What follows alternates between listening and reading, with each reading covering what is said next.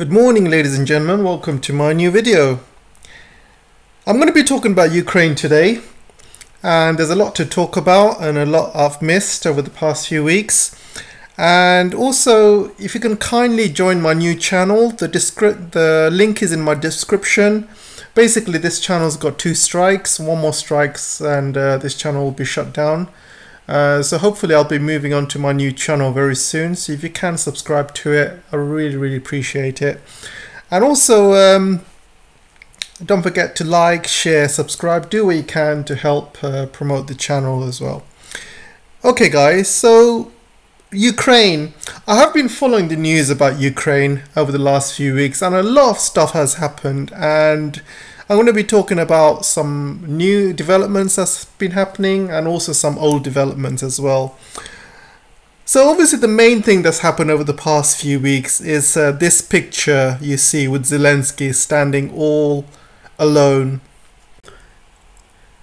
So I will come back to this story because it's quite old, but I'm going to be talking about some of the latest stuff that's happening around Ukraine. So the first story I've seen is this Ukrainian journalist. This is coming from a Ukrainian source, by the way. This is not a Western source or a Russian source. This is coming directly from Ukraine. A Ukrainian journalist has said over 310,000 Ukrainian soldiers have been killed. So this guy, because he reported this story, he is absolutely getting slaughtered online, and you can see outrage has sparked in Kiev by renowned Ukrainian journalist Roman, I can't pronounce his surname, sorry guys. Facebook post as it claimed that 310,000 Ukrainian soldiers have been killed during the war with Russia. So there's been a lot of outrage on social media, on Ukrainian national television, and they're absolutely slaughtering this guy for speaking the truth. And because he released these kind of numbers, he's been completely cancelled. And this shows the kind of environment it is like in Ukraine at the moment. You are not allowed to speak the truth. If you speak anything outside the narrative, you get cancelled or get put in jail or get killed. Simple as that. So this is what's happening, and nobody's allowed to speak the truth. And this is why I believe Zelensky is basically putting all of these soldiers into their deaths or into harm's way. Because if any of this truth actually comes out, do you really think people will gladly kill themselves for Zelensky?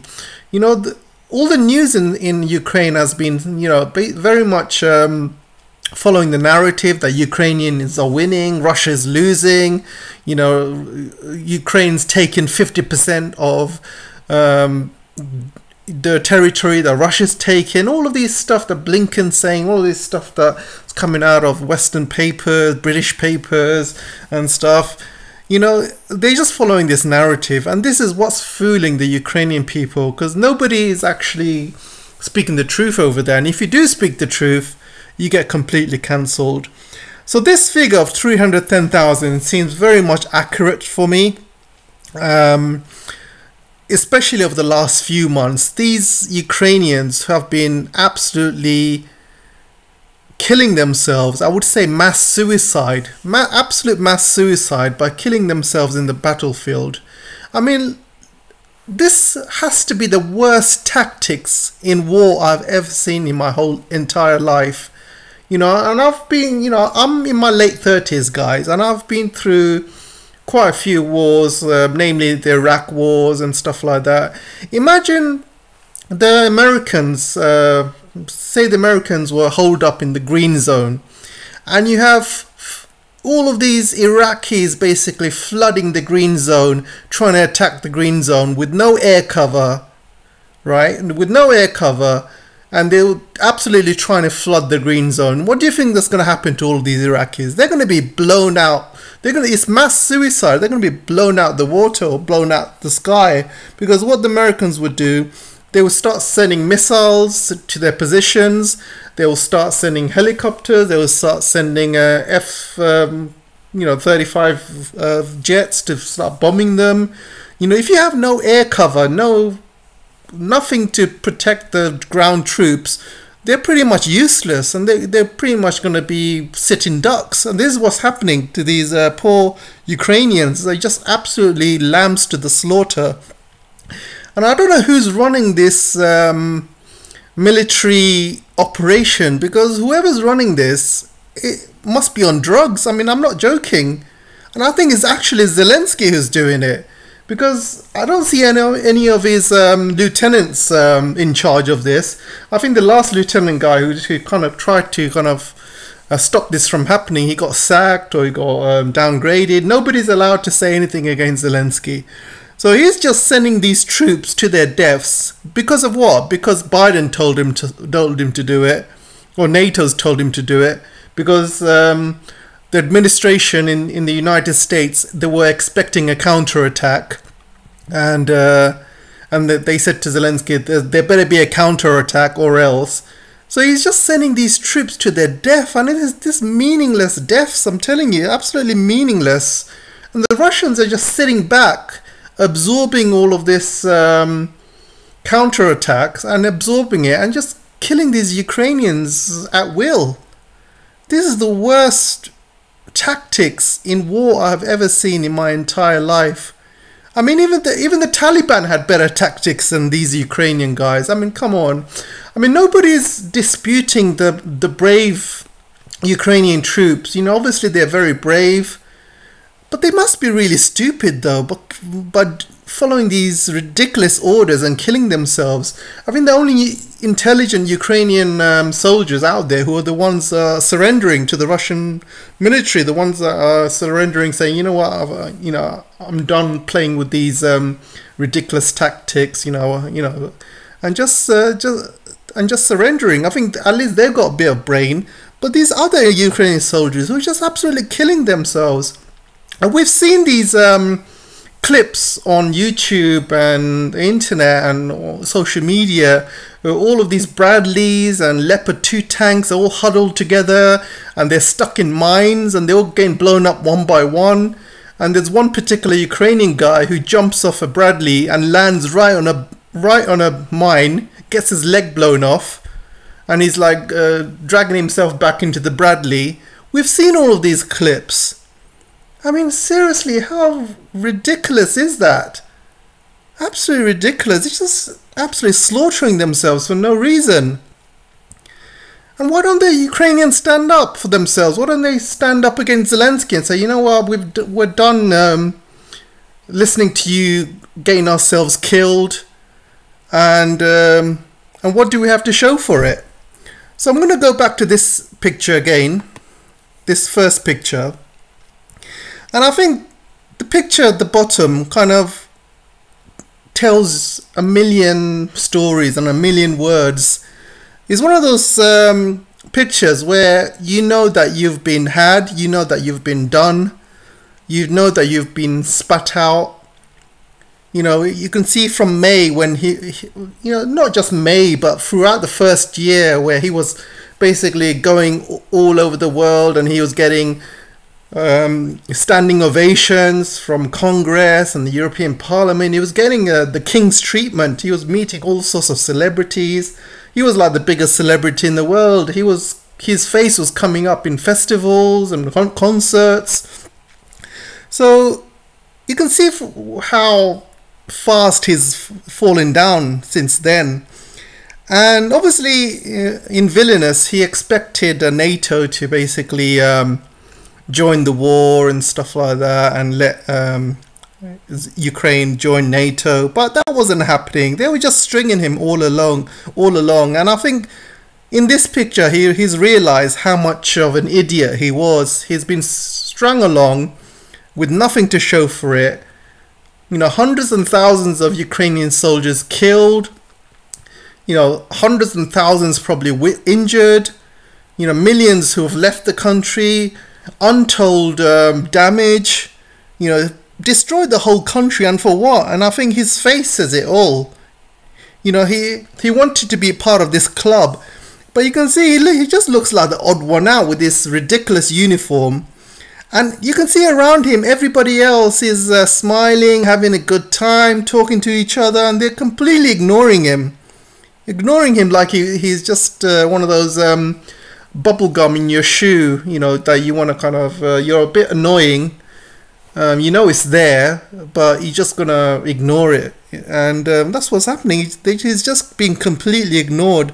While everyone else is part of the club, they're all talking and, you know, having a good time, smiling, dancing, having champagne. You know, they're part of the club. It's not their sons or daughters being killed, you know, end of the day. And here is Zelensky. He's been completely used, absolutely used and abused.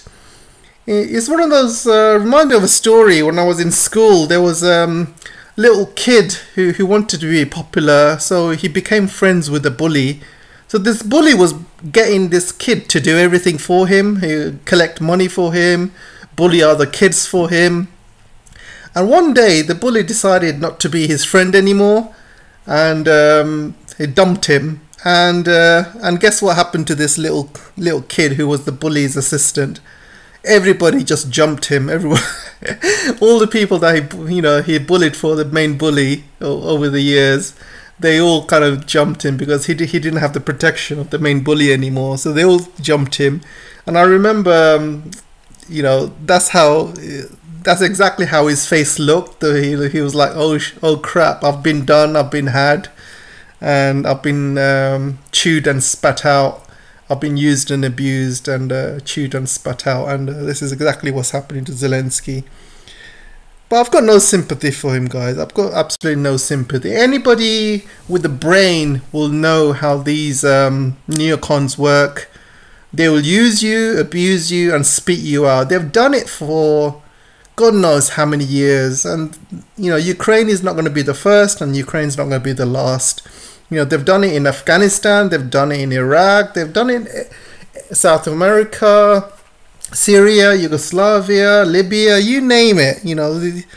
This is what the West does. They raise you up and they elevate you. They pretend you're part of the club, and once they're done with you, they just spit you out and they just step on you like you're nothing. And this is exactly what's happening to Zelensky. So I have a question for you guys. Do you think any of these guys in the background, while they're talking, laughing, joking with one another, do any of these guys think about any of the lives, Ukrainian lives, that have been lost in the battlefields? Do any of them think about any civilian lives that's been lost, any Russian lives? The countless destruction of infrastructure with cluster weapons that's being thrown all over Ukraine, which is going to take hundreds of years to, be mined and clean. Do any of them actually think about anybody apart from themselves? The answer is no. I mean, look at them. They've not got care in the world. They're not thinking about Ukraine. They don't care about Ukraine. They don't care about how many lives are being lost. And now, slowly, the realization of Zelensky being used and abused and being had by the Western puppeteers has slowly sunk in. So another big story that's happened over the past few days, Russia has been bombing the border, near Romania. And this border city is called Reni, I believe. Reni. So this border city is only 100 meters across from Romania, which is NATO territory. And they've been bombing that area. And again, NATO's been doing nothing. And it's a kind of seaport, river port. And again, Russia has been testing bombing of that area. And it's only like 100 meters away from Romania. And again, NATO has done nothing. This goes to show that NATO is absolutely stretched and even attacks 100 meters from its border. NATO is doing nothing. They're saying nothing. They're ignoring it. And Russia is in complete control at the moment. Absolutely control. They are, NATO just sitting back and just watching hell takes place. And Russia has been bombing Odessa. Some people think they're just softening up Odessa for massive takeover of the seaport of the city. It could happen. It's based on a number of things. First of all, I think they have a couple of. I would say probably Kharkiv is probably more of a priority, mainly because Kharkiv is right on the border with Russia, and their main priority would be to protect Moscow and protect Russia. And there's been a lot of attacks, obviously, going into Moscow and going into Russian territory and things like that. So I would probably think that Kharkiv is more of a priority for Russia to take. And once they take that massive city, they have a huge kind of area which they can protect Moscow from and stuff like that. So I think Kharkiv is probably more of a priority. But Odessa they will take, but it depends on a number of things. Number one is the situation between Poland, Wagner forces, Belarus, and Lithuania. So if something breaks during, let's say there's a conflict that happens between Poland and the Wagner forces, or Lithuania and Belarus, if something happens along those borders, if Polish forces coming to Western Ukraine, for example, in try and take over Lviv, then I believe Russia will take Odessa. And the reasons they will take Odessa is because, so you can see from this map, there's an area of the map called the Suwalki Gap, and this is between the borders of Lithuania and Poland. And this links up Belarus to Kaliningrad. And at the moment, Kaliningrad is in a unusual spot, which is not linked to Russia. So anything kind of they want to send to Kaliningrad has to go via ship or has to go via plane. There used to be a railway line that goes into Kaliningrad, but Lithuania has stopped that, unfortunately, and this is actually which is going to bring them into huge, huge trouble. So at the moment, there's Polish troops on the border between Belarus, Ukraine, and and Lithuania as well. And there's currently the Wagner troops on the Belarus border. And Poland's looking to go into Western Ukraine. They're claiming Western Ukraine as one of their own lands, and they want to take Lviv and things like that. And there's questions being raised that Poland, Lithuania, other countries like UK are going to go into Western Ukraine and take a huge chunk of land. And there's also questions about Wagner forces going into Poland and attacking Poland and Lithuania. So this could escalate very, very fast. And if this does escalate, then Russia would have to get into this area very fast. And one way they need to get into this area would be via this strip of land called Transnistria.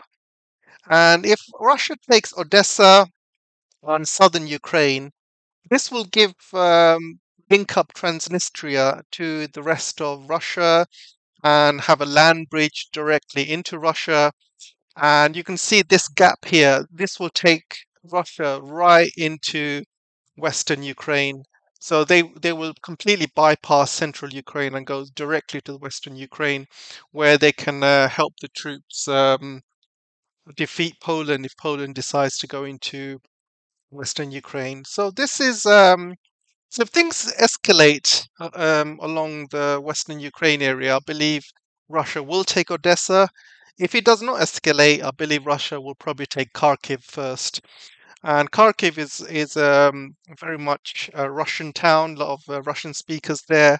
And Kharkiv is a very, very important area for Russia. It's one of the big cities uh, close to Moscow.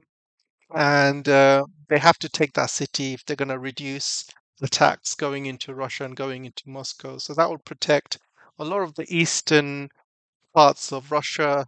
I mean, western parts of Russia, eastern parts of Ukraine, and that is geographically that is more important.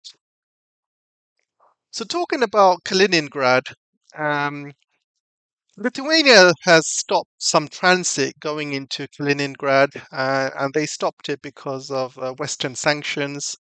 And this is going to put them into major trouble because if Russia decides to attack Lithuania and take a huge part of land to go into Kaliningrad, I don't think anyone can complain because blocking Kaliningrad from vital goods and stuff, that is, I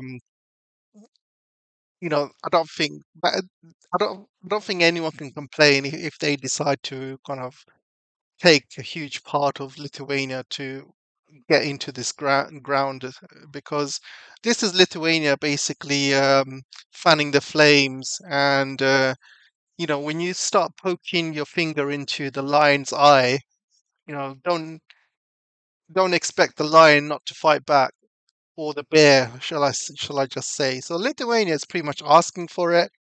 And if Russia does attack Lithuania and take a land bridge to Kaliningrad, I don't think NATO would interfere, to be honest, because if NATO wanted to interfere, they would have interfered a long time ago. I mean, NATO basically, end of the day, NATO wants its own survival, end of the day. And if NATO gets involved in this war, it's nuclear, exchange all the way. And you can see from this picture, these people in the background who are laughing and joking, they don't want to die of a nuclear war. They want to be in their club. They want to be drinking champagne. They want to go to parties. They don't want to be killed over Lithuania. They don't want to be killed over Ukraine. These countries don't matter to them. These lives don't matter to them. NATO is all about one thing. That's all about making money for the military industrial complex. That's all. That's the only purpose. It's not to protect Europe. It's just NATO's used as a tool for US hegemony to be spread across Europe and the rest of the world. Well, if it comes to fighting a nuclear war, they're going to be standing back saying, "Oh, actually, no, no, no, no. We prefer to be going into. We prefer to go to parties and having drinks and stuff like that. We're not really about this Article 5 thing. It's just a sham, to be honest, guys. So let me put it this way: if Lithuania is stupid enough to block goods going into Kaliningrad, and Russia decides to take land away from Lithuania by force, NATO will not interfere because this is a NATO country basically asking for trouble, and NATO and Europe will probably find a diplomatic solution to this. And Russia's not going to have any of it because they need a land bridge to Kaliningrad. With everything that's going on, they need that land because they need to provide goods and services to Kaliningrad, and at the moment it's isolated. So I think that's probably going to happen next, and NATO is not going to interfere because if they wanted to interfere, they would have interfered by now. And then once Russia takes land bridge to Kaliningrad and NATO does nothing, NATO will lose all credibility, and the whole world will know that NATO Article 5 is a sham, and you will start to see NATO collapsing because all of these other countries are going to be thinking this Article 5 thing is just a sham. It's all about US's interests. If US doesn't want to, you know, take the Article 5 into effect, he only matters when he matters to the US, then it's just a sham end of the day. Everyone, wants to survive. Nobody wants to be in a nuclear war. So they will look at it and they will think that Lithuania basically started this fight and they kind of deserve it. And Lithuania doesn't matter to US or to NATO. It's just a small country. Same way Ukraine doesn't really matter. All these lives being killed in Ukraine doesn't really matter to them. So there's a story where Shoigu went to North Korea, and this is basically a couple reasons. Number one, the South Korean president Yin went to North Korea, and I'm going to be talking about him a bit later on. He is part of my idiot of the day, by the way. So he went to Ukraine to meet up with Zelensky, and he promised him military aid and all sorts of things. So Russia's not been very happy about it, and they did a couple of things. They blocked Yin's access to Russian airspace because when Yin flew to Ukraine, he flew over Russian airspace because South Korea was one of the countries which was not sanctioned by Russia. I mean, South Korea was not involved with sanctioning Russia, so they can fly in and out of Russian airspace no problem. As soon as Yin landed in Ukraine, met up with Zelensky, Russia decided to those no-fly zone sanctions to Yin, and Yin couldn't really fly back to South Korea using the same method, flying over Russian airspace. So that was a huge own goal, and this is why Yin's kind of one of my idiot of the days.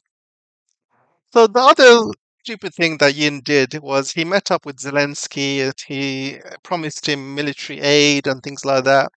And Russia warned him before. They said, look, if you give military aid to Ukraine, we're going to give military aid to North Korea. And this is exactly why Shoigu is in North Korea. He's obviously talking to the North Koreans, and they're going to probably discuss aid. They're going to probably discuss military partnerships, technology transfers.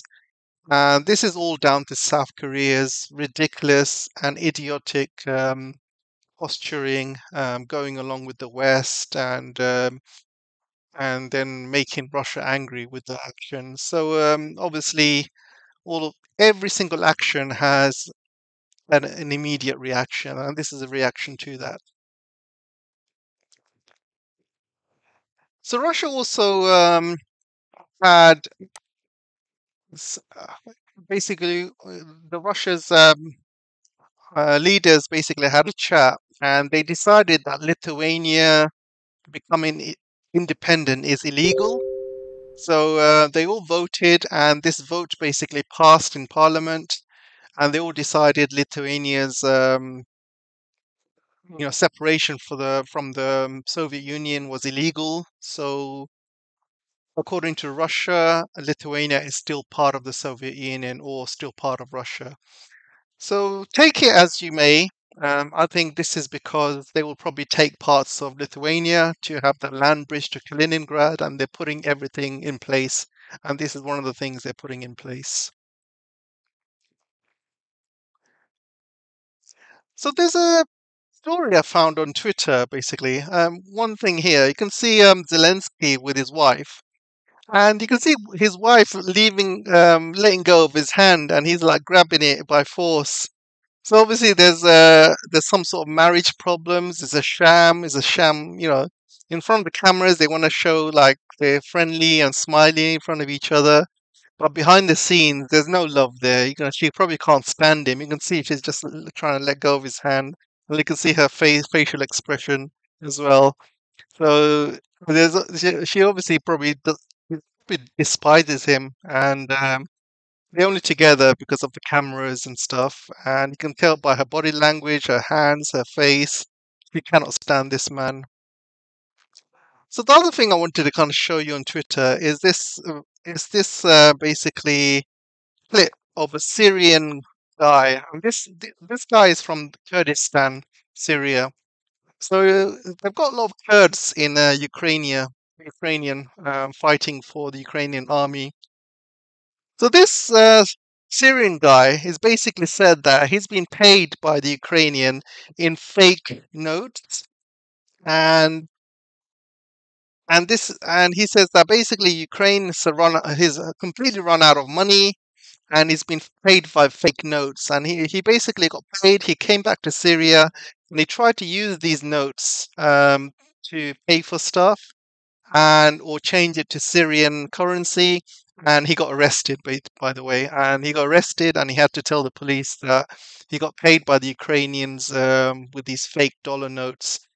And imagine why, because if you go to the darknet, there's a lot of fake dollars being sold, and Ukraine's probably got millions and millions of fake dollars being circulated. They are being given to mercenaries because they've got no money end of the day. They've got no money whatsoever. So they're just printing out these fake dollar notes, giving it to the mercenaries. And it's a win-win situation for Ukraine because if these mercenaries die, then that's it. They don't have to pay them, right? But if these mercenaries live, they just pay them with fake notes, and that's it. Once they go back to their home countries, they don't need to hear from them ever again. And this is what's happening. They got no money, and they're paying these mercenaries with fake notes. My thoughts is I have no sympathy for these mercenaries. If they're stupid enough to go to this war and fight for Ukraine, then they deserve everything they get, whether they get killed or injured or given money with fake notes. They know what they're gonna get if they're gonna get themselves involved in kind of crap. And finally, I want to talk about this story about Turkey giving away secrets of the S400s to NATO and the United States. So Turkey has let down the Russians 3 times already. The first time is when they let go of these Azov battalion leaders. That was a breach of what was agreed between Russia and Turkey. So they let go of them. The second thing Turkey did was to blow up a Russian fighter jet over Syria, and and I believe, you know, things were really, really bad in terms of relations between Russia and Turkey after that. And it took a long time to get things back to normal. And now Turkey's let down Russia again by releasing these Azovs.